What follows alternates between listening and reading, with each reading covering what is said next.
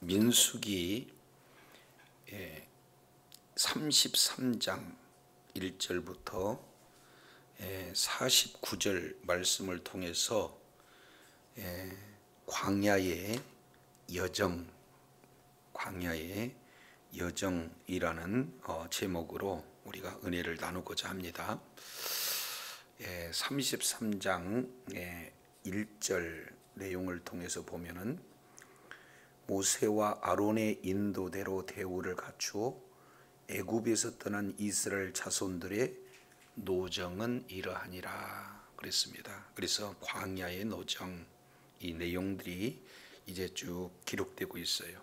자, 그래서 33장 1절부터 4절까지 이 내용은 이제 광야 그리고 출애굽 이 사건에 대한 회고를 하고 있습니다. 그리고 이제 5절부터 쭉 연결되어지는 이 내용은 바로 람세스부터 모압 평지까지 이르는 전 과정을 아주 구체적으로 표현을 하고 있습니다. 여기서 이제 계속 반복적인 그런 내용들이 소개가 되고 있는데, 자, 5절부터 49절까지 시작과 끝이 한결같이 연결되어지는데, 자, 5절 보면은 이스라엘 자손이 람셋을 뭐하고 떠나. 그 다음에 숫곳에 뭐하고 한번 따라하겠습니다. 떠나고 진치고. 이것이 떠나고 진치고 떠나고 진치고 계속해서 반복돼서 결국 48절 내용을 보면 아바람 산에서 떠나고 모압 평지에 진쳤다 에서 이제 1절부터 49절 이 여정 내용을 통해서 살펴보면은 바로 람세스부터서 모압 평지까지 바로 떠나고 진친 그런 역사가 기록이 되고 있습니다. 자, 그런데 여기서 떠난다 하는 이 내용이 92회에 걸쳐서 기록이 되고, 진쳤다 하는 이 내용이 42번 진쳤다 이 표현이 돼요. 그러니까 이사를 사실은 몇 번 한 거예요? 42번 한 거예요.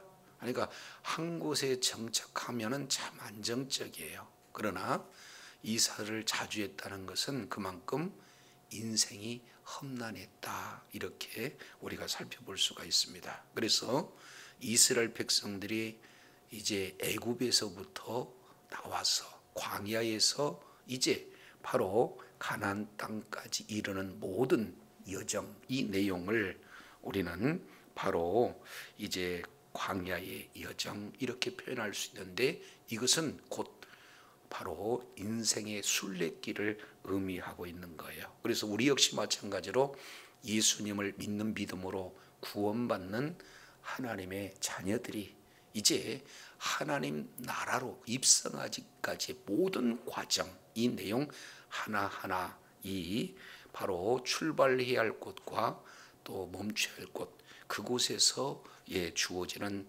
하나님과의 동행하는 역사, 이 내용들을 하나하나 이렇게 기록이 되고 있다, 이걸 우리가 볼 수가 있어요. 자, 그런데 33장 이제 5절 내용을 보니까 이제 장소는 맨 처음에 어디가 적용이 되고 있습니까? 람셋. 여기서 람셋은 어디냐면 애굽에 있어요. 그리고 이 람셋의 이 내용은 출애굽기 1장 그리고 2장 내용에 자세히 기록되고 있습니다. 이스라엘 백성들이 애굽에 가서 국고성 람셋을 건축하는 일에 애쓰고 또 이렇게 노역을 이렇게 감당했던 내용들을 살펴보게 됩니다. 그래서 람셋이 있는 장소는 어디냐? 애굽 지역이다. 그런데 애굽에서 나와서 진쳤던 첫 번째 장소가 어디냐? 숫곳이에요. 그래서 이 숫곳이라는 이 지역은 어디냐면 광야, 이렇게 진행이 됩니다. 그래서 이제 람셋 애굽 지역에서 나와 광야 지역에서 첫 번째 진을 쳤던 이런 내용에서 모압 평지까지 이르게 되는데 무려 몇 번 진 친다고요? 42번에 걸쳐서 진을 치고 있습니다. 그런데 여기서 떠났다 하는 이 내용은 그냥 간단한 내용이 아니에요. 이걸 원문 내용을 통해서 우리가 살펴보게 되면은 말뚝을 뽑다 이렇게 표현해요. 자, 이스라엘 백성들은 자 유목 이렇게 뭡니까 숫꽃이다 이 내용은 뭐냐면은 장막을 치다라는 의미에서 나와요. 그래서 결국에 수코트라는 그런 용어가 기록되고 있죠. 이 수코트라는 것은 뭐냐면은 이 숫꽃이라는 이 지명의 근거에서 나오는 겁니다. 그러면은 이 수코트라는 내용은 장막절, 다른 말로 초막절, 이스라엘 백성들이 광야에서 뭐하고 지냈습니까? 텐트를 치면서 진행했어요. 그러면 텐트 치려면 뭐합니까? 말뚝을 견고하게 박아야 되는 거죠. 그러니까 여기서 떠났고 하는 그 내용은 그 견고한 말뚝을 빼고 떠난 거예요. 좀 더 구체적으로 표현한다면은 텐트를 걷는 것을 떠났고 이렇게 표현합니다. 이것은 사실은 삶의 근원지를 이제 떠나는 그 출발점이에요. 그러니까 어느 한 곳에 그냥 가서 떠나고 머무르고 이런 내용이 아니라 온통 바로 삶의 그 근거지를 버리고 또 다른 곳으로 출발하는 그런 여정의 역사다. 이 내용들을 우리가 살펴볼 수가 있습니다. 이제 우리 역시 마찬가지로 우리 하나님께서 떠나라 하면 떠나고 또 서라 하면 서고 이 내용이 바로 광야 40년 동안 진행되는 그런 원리다. 이 부분들을 우리가 살펴볼 수가 있습니다. 그러면은 이 노정이 어느 정도 됐느냐? 40년 정도 이렇게 얘기하고 있습니다. 그러면은 40년 광야 생활 이런 어떤 내용은 왜 40년이 걸렸습니까? 이 내용은 신명기 1장 2절 내용을 통해서 근거해 보면은 사실은 애굽에서 광야 그 지역을 통과해서 가나안 땅까지 가는 그 거리를 10하룻길 이렇게 표현하고 있어요. 그러니까 사실은 짧은 길임에도 불구하고 왜 이렇게 많은 곳에 떠나고 진치고 떠나고 진치고 하는 그 노정이 필요한가? 이 내용은 단 하나 출애굽기 14장 내용을 근거해서 보면은 바로 가데스 바네아의 그런 사건, 하나님의 말씀을 정면 부인하고 이제 하나님의 말씀을 대적하는 불순종하는 큰 민족적인 죄악 때문에 이렇게 많은 곳에서 진을 치고 또 진쳤던 곳에서 떠나는 그런 어떤 여정들을 우리가 살펴볼 수가 있어요. 그러면 우리 역시 마찬가지로 늘 이제 예수를 믿어서 구원을 받았다라고는 하지만 늘 앞길에 좋은 일만은 있을 수 없잖아요. 때로는 하나님의 말씀에 더 멀리 떠남으로 말미암아 하나님의 징계가 우리들의 삶의 현장 속에서 나타날 수 있는 그런 어려운 고통의 과정도 있을 수 있어요. 자, 그래서 이제 떠났고 그리고 진쳤고 이 과정 이제 이 출애굽의 모든 이 과정 속에서 들어가 있는 하나님의 의도가 무엇인가 우리가 차근차근 우리가 살펴보도록 하겠습니다. 자, 이제 33장 1절 모세와 아론의 인도로 무엇을 갖추었다 그랬습니까? 여기서 대오를 갖추었다. 이것은 대오라는 것은 군대적 용어죠.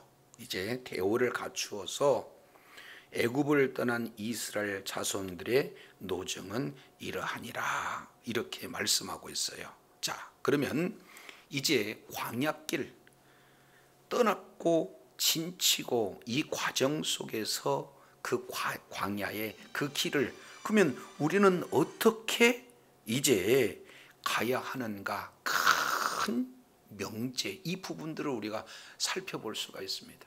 그러니까 어떻게 광야 그 길을 갈 수 있고, 또 두 번째, 그 광야 길을 누구와 함께 가느냐, 이 부분들이 이 광야 여정 삶의 현장 속에서 엄청나게 중요하다라는 것을 보게 됩니다. 그러면 광야의 그 길 하나하나 내용을 보면은 이정표가 있습니까? 없습니까?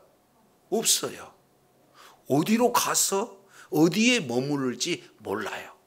그러니까 이 광야 길을 가는 데 있어서 큰 원칙, 우리는 오늘 하나님께서 주어진 은혜로 최선을 다하지만 내일은 우리 영역이 아니에요. 하나님께서 베풀어 주신 은혜만큼 발을 띨 수 있는 그런 어떤 내용이죠. 그러면은 그 광야 길을 어떻게 걸어가야 될 것인가 하는 그 원칙, 첫 번째 2절에 기록되고 있습니다. 자, 2절 우리 다 같이 한번 읽습니다. 시작. 모세가 여호와의 명령대로 그 노정을 따라 그들의 행진한 것을 기록하였으니 그들의 행진한 대로 노정은 이러하니라. 크게 첫 번째 내용을 통해서 보면은 이렇게 말하고 있습니다. 모세가 무엇대로? 여호와의 명, 거기다가 밑줄을 착 치세요. 그러면 이제 광야의 그 길을 걷는데 어떻게 걸을 것인가? 첫 번째 원칙은 뭡니까? 여호와의 명령대로 우리가 걷는 거예요.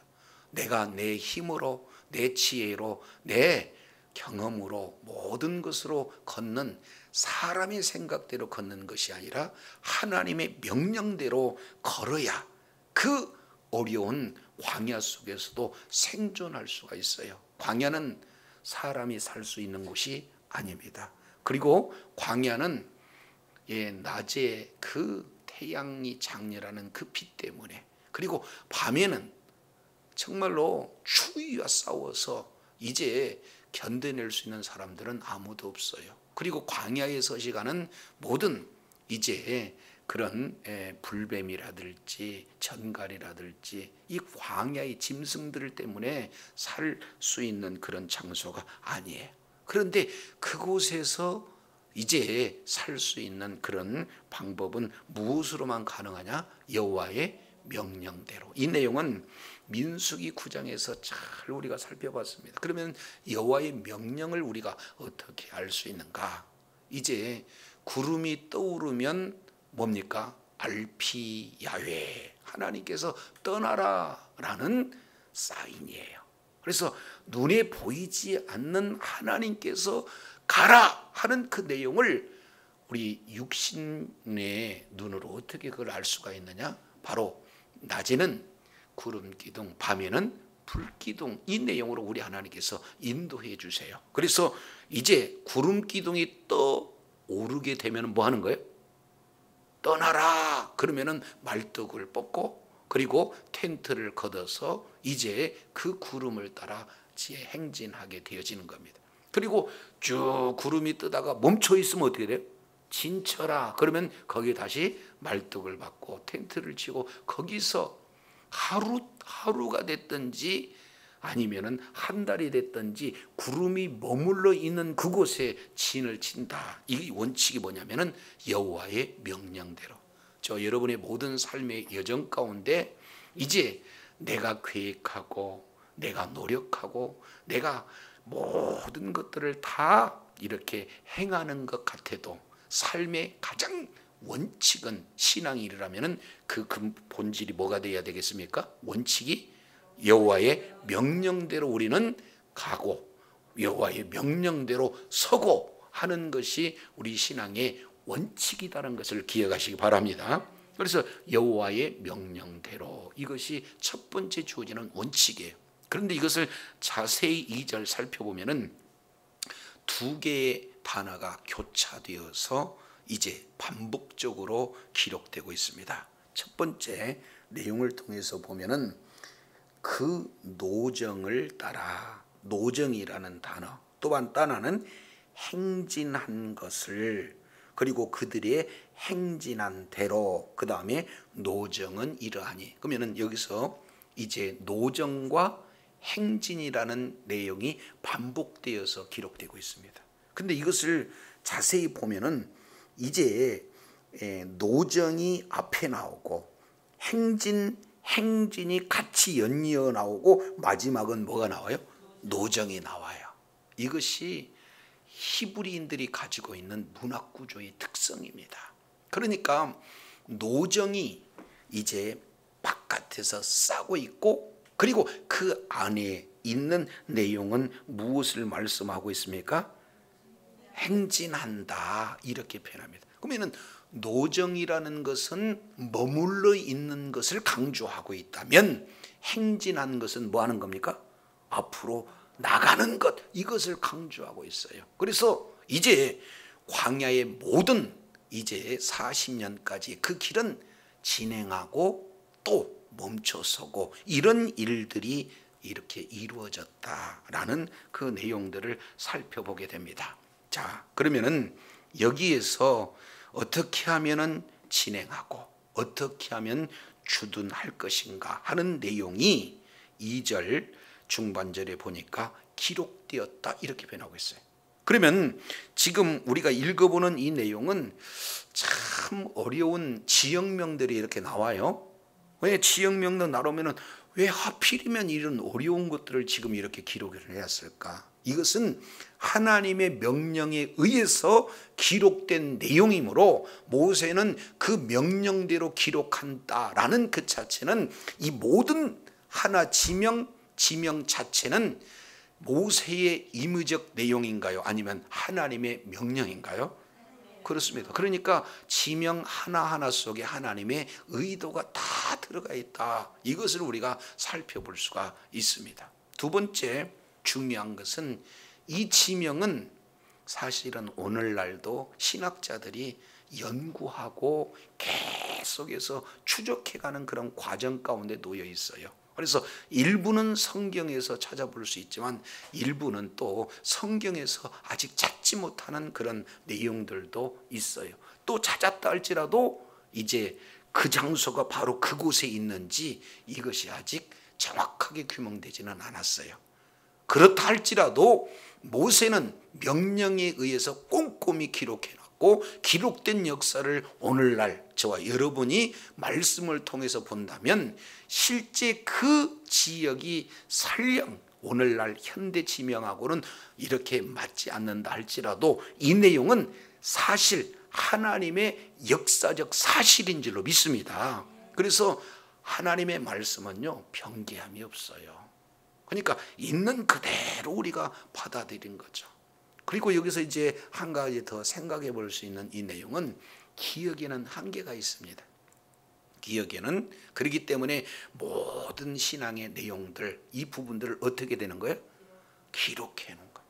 그래서 우리가 하루하루 이렇게 기록해 가면서 오늘 기도 제목이 무엇이고 또 그 기도 제목을 우리 하나님께서 어떻게 응답하셨는가, 이런 신앙의 그런 일기를 우리가 한번 써다 보게 보면 하나님께서 이 뜻하지 않게 나는 그저 기도한 것 같고 기도한 것조차도 잃어버리는데 나중에 꼼꼼히 체크하다 보면은 하나님께서 이 기도 제목도 응답해 주셨다라는 사실을 발견할 때 우리가 하나님의 은혜에 다시 한번 감사해서 기도드릴 때가 얼마나 많은지 몰라요. 그래서 신앙의 모든 내용들은 기록이 굉장히 중요하다는 것을 우리가 살펴볼 수가 있습니다. 자, 그래서 이제 두 번째입니다. 우리가 어떻게 이러한 광야, 사람이 살 수 없는 그곳에 우리가 가야 할 것인가. 첫 번째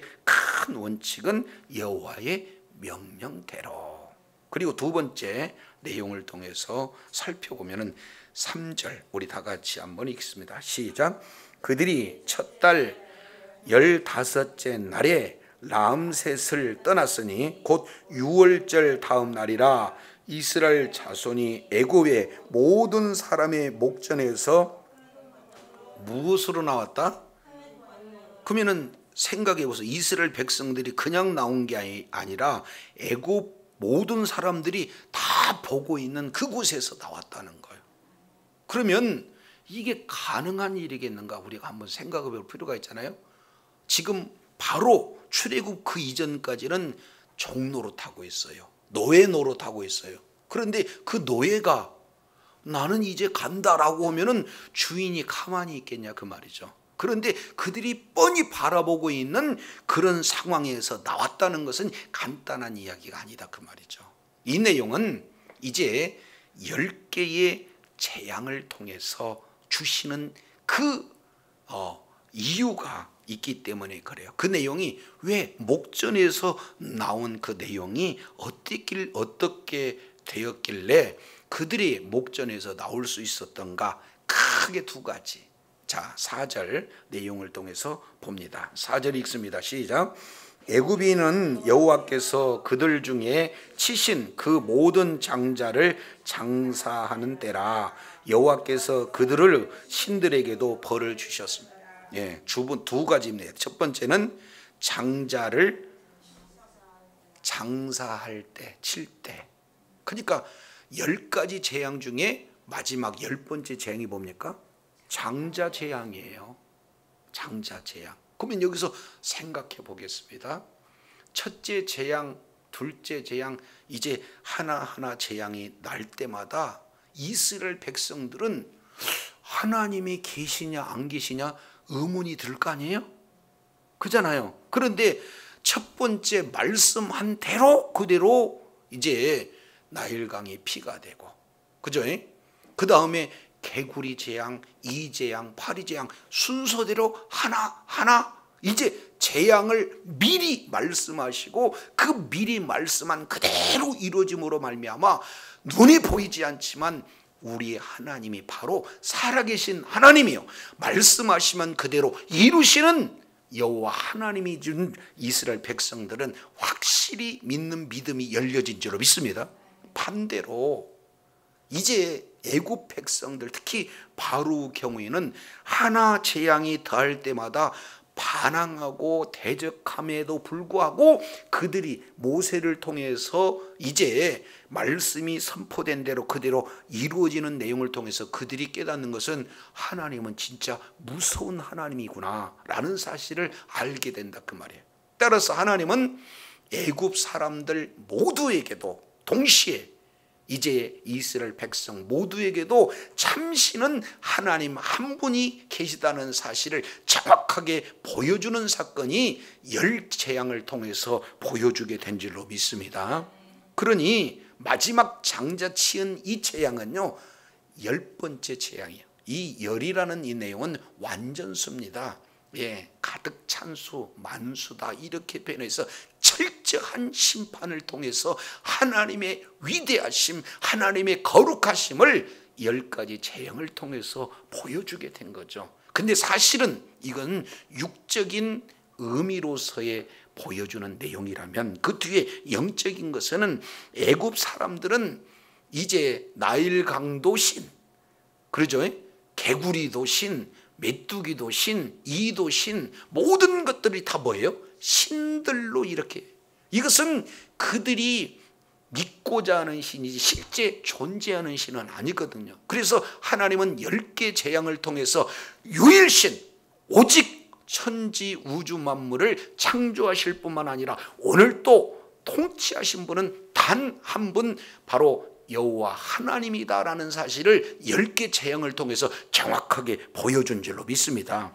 그래서 두 가지, 장자를 치시고 또 하나는 애굽 신들을 벌을 주시는 그런 어떤 내용으로 참신은 바로 우리 하나님 한 분뿐이 없다, 이 내용들을 이렇게 말씀하고 있어요. 이것을 한 단어로 표현하는 것을 3절 하반절에 이렇게 표현하고 있습니다. 애굽 사람들의 목전에서 뭘로 나왔어요? 큰 권능으로. 그래서 우리 하나님의 그 큰 권능, 이 내용은요 크신 손이다, 편팔이다 이렇게 말씀을 하고 있어요. 그래서 하나님께서 하나님의 능력으로 이스라엘 백성들을 이끌어내 주셔요. 그래서 두 번째, 이제 떠나고 진을 치고 이런 광야 여정 속에서 첫 번째 원칙은 하나님의 말씀대로 걷는 자가 행복이고 승리자가 될 뿐만 아니라, 두 번째, 그 광야 길을 누구와 함께 걸을 때 살 수 있느냐, 누구와 함께 걸을 때 의미를 발견할 수 있느냐, 이것은 바로 하나님이 동행해 주셨을 때 가능한 줄로 믿습니다. 그렇기 때문에 하나님의 그 능한 손으로 함께 해 주셔서 밤에는 구름 기둥으로 보호해 주시고, 밤에는 불 기둥으로 보호해 주시고, 낮에는 구름 기둥으로 보호해 주셔서 밤에 그런 추위가 상하지 않게, 그리고 낮에 더위가 사람들을 해치지 않게 하나님께서는 눈동자와 같이 지켜주신 분이 바로 우리 하나님이시다라는 사실을 신명기 31장 이 내용에서 자세히 기록하고 있는 것을 우리가 살펴봅니다. 신명기 32장이네요. 10절, 여호와께서 그를 황무지에서 짐승이 부르짖는 광야에서 1번 만나시고 2번 호위하시고 3번 보호하시며 4번 자기 눈동자같이 지키셨다. 하나님이 동행해 주시는 내용을 4가지 동사를 써서 지금 표현을 해주고 있는 거예요. 그래서 광야의 그 길은 하나님의 법대로 명령대로 걸을 때 하나님의 보호와 하나님의 공급하심과 하나님의 전부를 누리게 되는 줄로 믿습니다. 두 번째, 그 하나님과 동행했을 때 이 모든 것으로부터 보호를 받는다 하는 내용이에요. 그래서 우리가 이제 예수 그리스도를 믿는 믿음으로 첫 천국을 향해서 이미 임한 하나님의 나라 가운데 하나님의 자녀로 살아갈 뿐만 아니라 우리 주님이 다시 오실 그날까지 우리 신앙을 지키고 영적 전투의 전쟁을 치르며 나갈 때 크게 2가지를 민수기 33장 내용을 통해서 근거해 본다면은 말씀대로 우리가 나가고, 그리고 하나님과 동행하며 나갈 때에 우리는 모든 삶의 현장 속에서 승리의 역사가 있게 된 줄로 믿습니다. 자, 이제 5절부터는 구체적인 내용들 하나하나를 말씀을 하고 계세요. 자, 이제 5절 내용을 보면은 이제 광야의 여정, 다른 말로 우리 신앙의 여정, 이 내용들이 쫙 이렇게 기록이 되고 있습니다. 자, 이스라엘 백성들이 이것은 애굽에서 출애굽 나와가지고 광야 길을 걸었다. 그러면은 그들이 이야기가 아닙니까? 이렇게 얘기할 수도 있잖아요. 근데 이 내용을 통해서 보면은 우리의 말씀이다, 우리에게 적용된 내용이다, 이렇게 볼 수가 있습니다. 왜냐하면 자, 이스라엘 백성들이 선민이에요. 하나님이 택한 백성들이에요. 그럼에도 불구하고 어디 가서 살았습니까? 애굽에서 살았어요. 근데 그 애굽은 사실은 세상의 표현인 거죠. 그리고 애굽 왕 바로는 이제 선민들을 가장 힘들게 했던 그런 왕 아니에요? 근데 이 내용을 모든 학자들도 마찬가지고 표현하기를 바로 우리가 세상이다라고 하는 이 세상이 애굽의 표현이라면 세상 왕은 또 뭘로 표현하고 있습니까? 사탄, 마귀, 이렇게 우리가 살펴볼 수가 있어요. 그러면 이제 사탄, 마귀의 종로로 하면서 이 세상에서 노예처럼 우리가 살고 있고 늘 날마다 이제 괴로움과 고통과 여러 가지 역경 속에서 우리가 살아가고자 하는 우리를 이제 이스라엘 백성들을 값없이 하나님께서 어린 양의 피를 발라서 저주가 넘어가게 하시고 하나님의 전적인 은혜로 애굽을 출애굽하게 하셨던 것과 똑같이 이제 우리가 이 세상에서 사탄 마귀의 노예로 살아가는 우리를 예수 그리스도의 십자가의 보혈이 발라진 저와 여러분에게 예수 그리스도를 믿는 믿음으로 우리의 신분이 마귀의 종이 아니라 하나님의 자녀로 우리 신분을 바꿔준 줄로 믿습니다. 그러면 우리가 이렇게 이제 나올 때 이 사탄 마귀를 예수님께서 십자가에서 이제는 머리를 밟아버려서 이제 세상 임금이 떠나고 이제 전적인 예수님이 참 왕이 되셔서 이제 날마다 참 왕이 되신 우리 예수님을 따라가는 그런 여정이 우리의 신앙의 여정인 줄로 믿습니다. 그래서 첫 번째 라암셋에서 떠났다. 그 얘기는 마귀의 속박에서 우리는 떠나는 그런 일들이 진행이 되어지는 거예요. 자, 그러면 이제 첫 번째 우리가 진치는 곳이 어디입니까? 숫곳이에요. 이 숫곳이라는 것은 장막, 이 의미가 들어가 있잖아요. 그래서 이제는 이 장막이 우리 주님께서 이제 말씀이 육신이 되어 우리 가운데 거하셨어요. 그래서 늘 삶의 현장 속에서 우리 하나님께서 우리를 떠나지 않고 우리와 동행해 주신 줄로 믿습니다. 그래서 첫 번째 진친 곳이 뭐예요? 숫곳이에요. 이 숫곳은 이스라엘 백성들이 이제 광야로 첫 번째 진을 쳤던 그 장소가 바로 숫곳이다. 이어서 6절 내용을 보니까 어디에 진쳤습니까?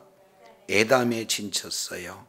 이 에담은 어디냐면 출애굽기 13장 20절 이 내용에 근거해 보면은 이 에담은 처음으로 우리 하나님께서 불기둥 구름기둥으로 이제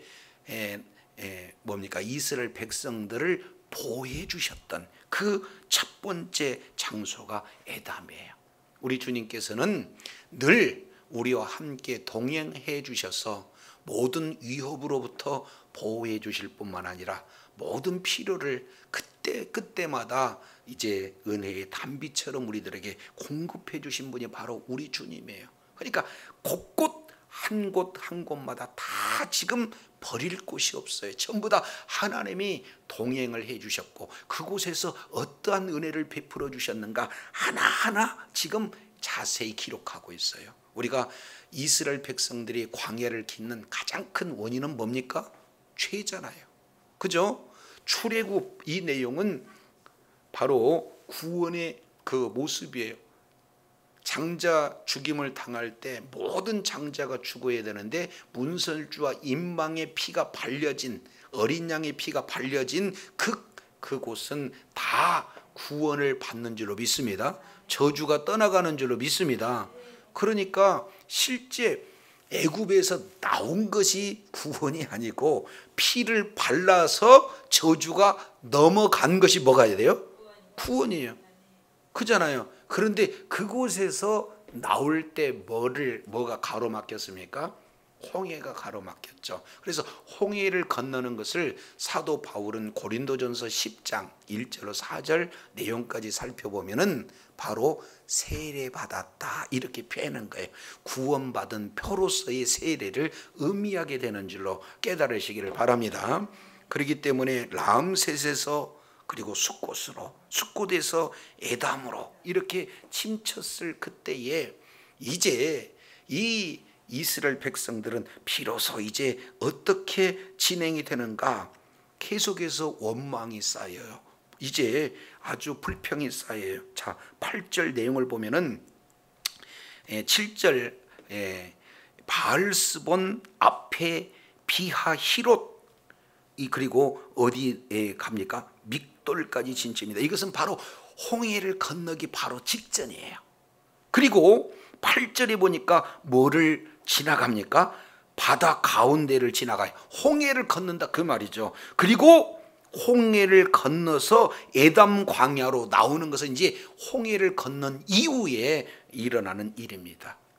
자, 그러면은 홍해 바로 건너기 전에 이스라엘 백성들은 원망하고 불평했습니까? 안 했습니까? 아니, 애굽에서 오는데 갑자기 바로가 다시 후회한 거예요. 이거 큰 노동력을 잃어버린 거 아니에요.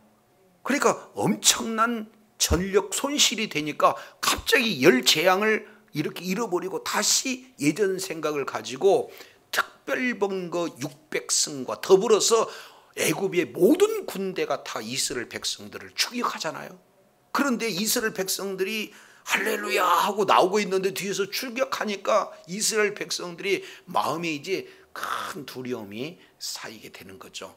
그런데 더 기가 막힌 것은 앞에는 뭘로 가로막아 버려요? 홍해가. 그래서 앞은 길이 막히고 뒤는 추적해 오고, 그러다 보니까 이스라엘 백성들이 거기서 왜 하필이면 광야에서 우리를 죽이려고 하느냐 해서 모세를 원망하고 하나님을 원망하고 있는 자중질환이 그 안에서 나타나잖아요. 그럴 때 모세가 하늘을 이렇게 뚫린 하늘을 바라보고 이제 너희들은 가만히 서서 하나님의 구원하심을 보라 하고, 이제 진정한 구원의 길은 좌도 우도 아니고 어떻게 해요? 하늘문이 열릴 때 구원의 역사가 나타난다. 이 내용을 바로 지금 이제 믹돌 앞에 친친 이후, 그렇지 않습니까? 이런 일들이 나타나게 되어지는 거예요. 그래서 홍해를 이제 건너면서 하나님의 큰 권능, 바로 동풍이 불어서 그 바닷길을 걷는데 마른 길을 걷는 것처럼 걷는 하나님의 능력의 손이 움직이게 된 줄로 믿습니다. 그래서 이제 3일을 지났더니 3일 지나니까 목이 말라서 이들은 또 뭐예요? 원망하고 불평하는데 거기서 만난 한 곳이 어디냐면 마라예요. 이 마라는 우리가 잘 알겠지만 쓴 물입니다. 그러니까 먹기는 해야 되겠는데 쓴물 먹으니까 또 원망하고 불평해요. 그랬을 때 하나님의 사람 모세는, 백성들은 원망하고 있을 때 모세는 뭐예요? 하나님 앞에 기도하잖아요. 그러니까 아니 원망 불평해도 홍해는 안 갈라지고 원망 불평해도 추적군은 여전히 추적해 오는데 그때 모세는 뭐 했다? 기도했다. 하늘문이 열린 줄로 믿습니다. 그러면은 물이 없으면은 원망 불평이야 맞아요. 한번 봤으니까 다시금 하나님 앞에 기도하는 게 맞아요. 근데 역시 또 기도를 잊어버리고 원망 불평하고 있는 그런 모습 속에서 모세는 하나님 앞에 기도할 때 하나님이 지시한 한 나무를 던졌을 때 쓴 물이 변하여 단물이 된 줄로 믿습니다. 그곳이 어디예요? 마라. 이 마라. 그래서 한 곳 한 곳 이렇게 하나님께서 동행해 주시고 어떻게 기도 들어주시고 어떻게 은혜를 베풀어 주셨는가, 이 친친 그곳 한 곳 한 곳마다 하나님의 은혜가 임하는 자리입니다. 이스라엘 백성들은 계속해서 원망하고 불평하며 죄를 짓는다 할지라도 우리 주님께서는 여전히 참으시고 기도 들어주시고 은혜 베풀어 준 주님으로 함께 동행해 주신 줄로 믿습니다. 사실은 오늘 또 우리가 마찬가지의 그 길을 걷잖아요. 말씀대로 뜻대로 순종한다면서 우리는 여전히 죄악이 친숙해져 가지고 죄악 가운데 여전히 노출되어서 죄악의 그런 어떤 길들을 가고 있지만 우리 주님께서는 여전히 회개하고 돌이키면은 하나님의 은혜는 여전히 저와 여러분에게 주어지게 된 줄로 믿습니다. 이것은 하나님의 약속에 의해서 이루어지게 되는 거예요. 자, 이제 마라에서 갔더니 엘림에 이릅니다. 엘림은 그 뒤에 소개하고 있을 때 이제 떠났고 진쳤고 떠났고 진쳤고 하다가 9절에 한 줄을 첨가하죠. 엘림 그곳은 어디예요? 샘물 10돌 종려나무 70주. 가장 평안한, 가장 이를테면 풍성한 휴식처, 안식처, 이 내용 엘림을 소개하고 있어요. 그러니까 광야에서 정말로 필요한 것은 물이기 때문에 이 물이 나온 풍성한 그곳을 이렇게 한 줄을 더 첨가해서 이제 광야에서 물이 그렇게 귀하구나 하는 내용들을 이렇게 기록하고 있습니다. 자, 그래서 이제 11절 어디에 이르느냐? 신광야에 이르요. 여기서 신광야에 이르실 때 가져온 이제는 음식들이 다 소진돼요. 그잖아요. 급히 먹기 위해서 누룩이 없는 무교병 가지고 지금까지 먹고 왔어요. 그런데 이 우리 하나님께서 신광야에 이를 때, 여기가 출애굽기 16장 장면이거든요. 이런 상황 속에서 무엇을 내려주십니까? 만나를 내려주셔요. 이때도 그냥 내려주셔야 또 불평합니까?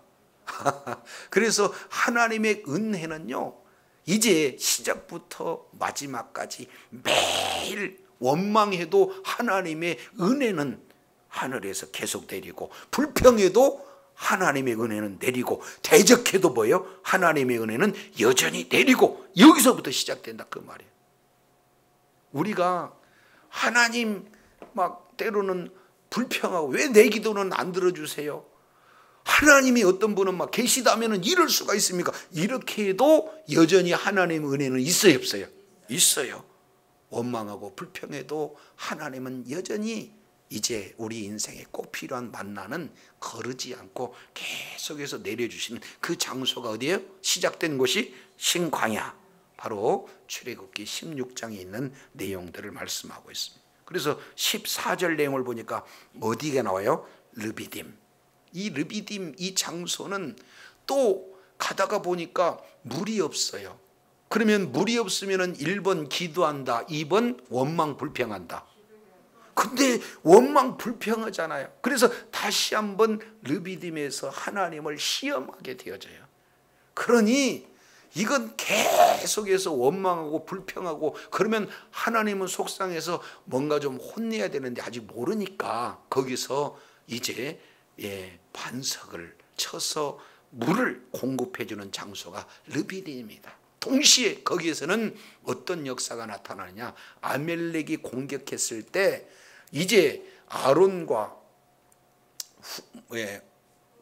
훌이 모세의 양손을 들고 손이 올라가면 이기고 손이 내려오면 지기 때문에 계속해서 두 손을 올림으로 말미암아 승전고를 올렸던 곳이 바로 르비딤이다. 이 내용들을 우리가 살펴볼 수가 있어요.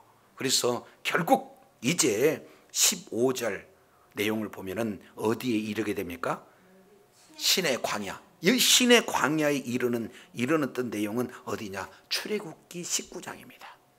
이제 애굽에서 떠난 지 3개월이 되던 바로 그 날에 신광야 여기에 임했을 때, 이제 여기서부터 민수기 10장 10절까지 이 한 곳에 머물면서 이제 율법을 주시고 성막 제도를 주시고, 그리고 이제 이스라엘 백성들을 계수하고 군대로 이렇게 재편하는 그런 일들이 이제 이 뭡니까? 신의 광야에서 이렇게 이루어집니다. 그래서 민수기 10장 11절 바로 거기에서 이제 레위기도 주고 성막도 완성이 되고 모든 이제 재편이 끝나니까 발행해서 첫 번째 이렇게 진친 곳이 어딘가? 하세롯에 진칩니다. 그래서 어디까지 가느냐? 49절 이 내용을 통해서 보면은 모압 평지까지 가는 그런 42군데를 거쳐서 가는 그런 어떤 내용들을 우리가 살펴볼 수 있어요. 그래서 오늘 33장 1절부터 49절까지 사실은 한 곳 한 곳이 우리에게는 더없이 소중한 그런 하나님께서 함께 해주신 장소, 하나님께서 우리의 기도를 들어주시고 필요를 채워주셨던 모든 장소, 버릴 수 없는 그런 장소다라는 사실들을 우리가 살펴볼 수가 있습니다. 이제 우리는 살다가 때로는 이사도 해요. 때로는 다른 지역으로 사역을 옮길 때도 있고 그렇습니다. 그리고 여러 가지 상황 현장 속에서 내가 원치 않는 그 길을 이제 걷는 그런 경우도 있어요. 그러면은 우리는 그것이 때로는 원망이 되어지고 불평이 되어지고 그럴 수는 있지만, 지나고 보면은 그곳에서 하나님의 계획이 있고 그곳에서도 하나님이 동행해 주시고 그곳에서도 하나님께서 은혜 베푸시다는 것을 우리는 살펴볼 수 있게 됩니다. 그래서 주님 오시는 그날까지 우리가 걷는 모든 길은 이제 걸어야 할 이 큰 원칙 두 가지를 우리가 바로 세워서 하나님의 말씀대로 그 명령대로 순종할 때에 하나님의 일하심은 계속해서 이루어지게 될 줄로 믿습니다. 그리고 두 번째, 하나님의 능력에 손이 머무르는 그런 어떤 내용은 뭡니까? 하나님께서 동행해 주시는 거예요. 그래서 어떻게 걸을 것인가? 하나님의 법대로. 누구와 걸을 것인가? 하나님과 이제 동행했을 때 하나님의 놀라운 일하심은 계속해서 이루어지게 될 줄로 믿습니다.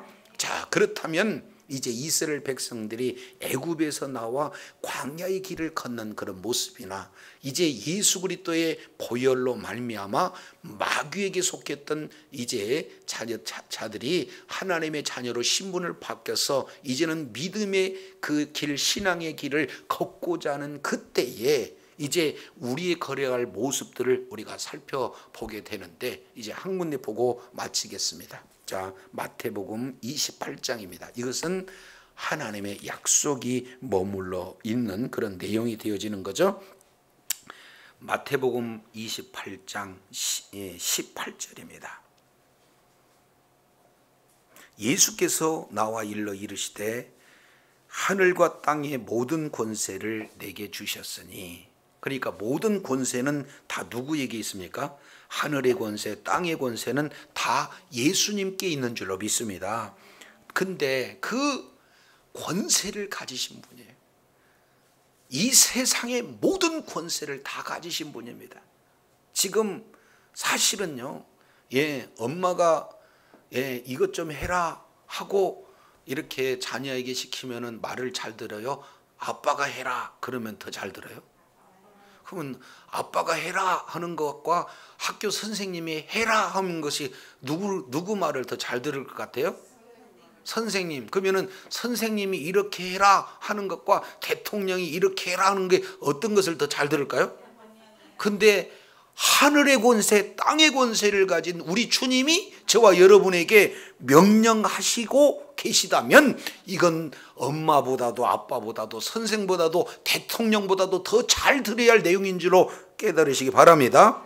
자, 그분이 유언적으로 맨 마지막에 명령하는 내용이 18절 이렇게 19절 이렇게, 그러므로 너희는 가서 모든 족속으로 제자를 삼아 아버지 아들과 성령의 이름으로 세례를 주고 내가 너희에게 분부한 모든 것을 가르쳐 지키게 하라 라고 주님이 말씀한 줄로 믿습니다. 한번 따라합니다. 가서 삼고 가르쳐라. 이 내용이에요. 이것은 너희는 가서, 이 내용은 분사입니다. 이건 한 번 가는 게 아니라 우리는 계속해서 가는 거예요. 그러면 가서 해야 할 일은 어떤 내용이냐? 두 번째 보면은 세례를 주고, 요게 주동사와 본동사가 있는데 가라 하는 이 내용은 고인이에요. 계속해서 가는 분사형입니다. 또 하나는 세례를 준다. 그 얘기는 계속해서 세례를 주는 거예요. 그리고 세 번째, 가르쳐 지키게 하는, 요거 티칭이에요. 이 내용은 뭡니까? 계속해서 가르치는 일을 계속하는 겁니다. 근데 목적은 딱 하나, 뭐예요? 모든 족속으로 제자를 삼아. 그러면은 제자가 되면 또 역시 가고 또 세례를 주는 일을 계속하고 가르치는 일을 계속해서 또 다른 제자를 만들고, 그 또 다른 제자는 또 어떻게 됩니까? 가서 세례를 주고 그리고 가르치게 하는 이 순환 구조, 이 내용이 우리 주님께서 하늘의 권세와 땅의 권세를 가진 그분이 저와 여러분에게 명령하고 있는 내용인 줄로 믿습니다. 그러면 이 명령 그대로를 우리가 순종하게 되면 주님께서 약속하신 보장이 있는데, 그게 뭐냐? 20절에 보니까 내가 너희에게 분부한 모든 것을 가르쳐 지키게 하라. 볼지어다 내가 세상 끝날까지 너희와 항상 함께 있으리라. 할렐루야. 그럼요, 함께 있겠다고 주님이 약속해 주신 줄로 믿습니다. 우리가 광야 모든 여정 가운데 이스라엘 백성들이 42곳을 거치면서 이렇게 머물렀던 그 내용 가운데 우리 하나님이 한 번도 함께 해주지 않은 적이 없어요. 그리고 그들의 기도를 들어주시고 필요를 만나주셨습니다. 이제 예수 그리스도를 믿는 믿음을 가진 저와 여러분이 주님 다시 오실 것을 기대하며 우리가 날마다 종말론적 신앙의 삶을 살아가고자 할 때에 모든 있는 그곳에서 어떤 일을 계획한다 할지라도 기준이 하나님의 말씀대로 우리가 순종하게 되어지면 오늘 또 주님은 약속대로 우리와 함께 동행해 주셔서 보호해 주시고 공급해 주시고 모든 필요를 만나 주심으로 더욱더 하나님 앞에 존귀하게 쓰임받는 복된 길로 이끌어 주실 줄로 믿습니다. 주님 오시는 그날까지 주님과 동행함으로 늘 하나님 앞에 존귀하게 쓰임받고 허락하신 분복 또한 다 받아 누리는 지혜자요 능력자요 축복자들이 다 되시기를 예수 이름으로 축원합니다. 기도하겠습니다. 거룩하시고 신실하신 하나님 아버지 감사합니다. 오늘 민수기 33장 1절로 49절의 말씀을 통해서 이제 광야의 여정은 곧 우리 신앙생활의 그런 여정과 같은 개념인데 여기에서 어떻게 걸을 것인가, 누구와 걸을 것인가, 큰 원칙 두 가지 하나님의 명령대로 그리고 하나님의 능하신 손으로 함께 했을 때 있는 그곳 하나하나마다 이정표는 없지만 하나님이 가라 하면 가고 서라 하면 서고 하는 그곳에서 부족함이 없고 하나님의 일하심을 날마다 경험했던 것처럼 이제 예수님께서 우리에게 주신 그 명령, 이제 가서 제자를 삼는 그 일을 우리가 순종하는 그 자리에 있을 때 하나님께서는 항상 함께 해 주실 줄로 믿습니다. 능력으로 함께 해 주십니다. 지혜로 함께 해 주십니다. 건강으로 함께 해 주십니다. 부여로 함께 해 주십니다. 이런 함께 해 주시겠다는 놀라운 은혜를 주님께서는 이루실 줄로 믿습니다. 주님이 오시는 그날까지 주의 뜻을 이고 주의 나라 확장하는 일에 존귀하게 쓰임받는 분들 뿐만 아니라 모든 분복을 다 누리는 놀라운 자녀들 다 되게 하여 주시옵소서.